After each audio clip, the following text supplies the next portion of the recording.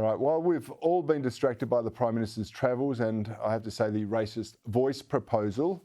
The Human Rights Commission in Australia has quietly released its position paper on a proposed new Human Rights Act for the country. I've got to tell you, it's scary. Here to discuss it in her regular Hidden Agenda segment is former Liberal MP Nicolle Flint. Nicolle, it's great to have you on the program, as always. What was the release of this report all about? What does it mean for Australia? What are they suggesting to us? Well, 380 pages of why we need a Human Rights Act in Australia, Cory. A lot of it seems to be duplicating rights that already exist. There's a lot that they say about the criminal law, for example, which I think our rights are fairly well enshrined through various state and Commonwealth acts there. But really, this is just the left's agenda to once again tell us what to think and how to think.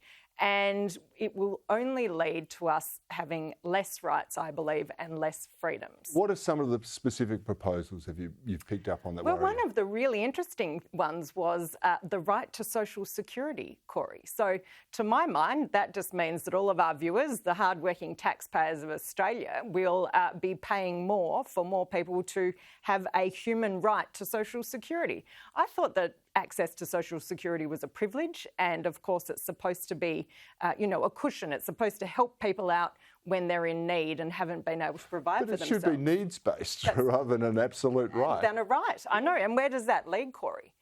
Where does it end? Who won't be able to access social security if it's suddenly deemed a human right?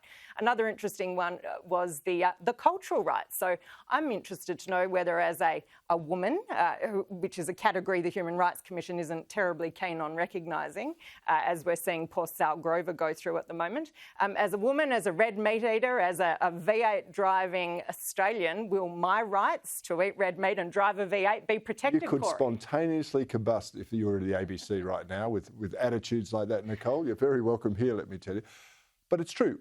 What happens with competing rights? Whose rights prevail in the event that your right to your beliefs conflicts with mine? Yeah, precisely. And we know what will happen because this is what we're seeing across society. If you do not comply with the left-leaning woke, vision of the day or message of the day, then you'll be cancelled. So another concerning element is they're saying we should have a right to a healthy environment. Well, my view is that the biggest threat that's going to face us in generations to come, if not the next sort of 10 to 50 years, is all of the solar panels and the wind farms and the batteries that will need to be decommissioned, will be taking up thousands, if not, hundreds of thousands of hectares of land.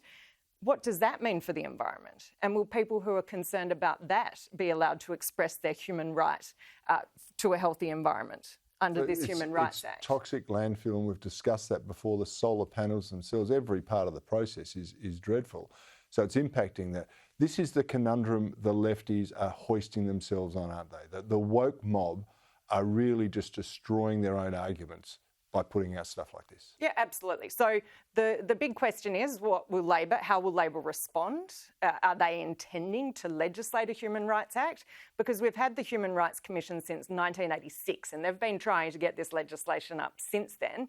They want a huge new bureaucracy. They want more administrative appeals staff. They want human rights training for every single public servant in Australia. They want every single piece of legislation that goes through the federal parliament to be put through the human rights test. And then, of course, there'll be more work for the Human Rights Commission and for the courts when they decide that they can't make a decision and that they need to send people off to court to settle their human rights. Well, I think we know where Labor will land on this, making predictions, but I want to know why the Liberal Party and the National Party and others are not kicking up an almighty stink about some of these questions. Absolutely. Because the devil is in the detail, and we think this is all well-meaning, good, feel-good stuff, but it's not. It's an agenda behind it, and it's an agenda we don't need to sign up to.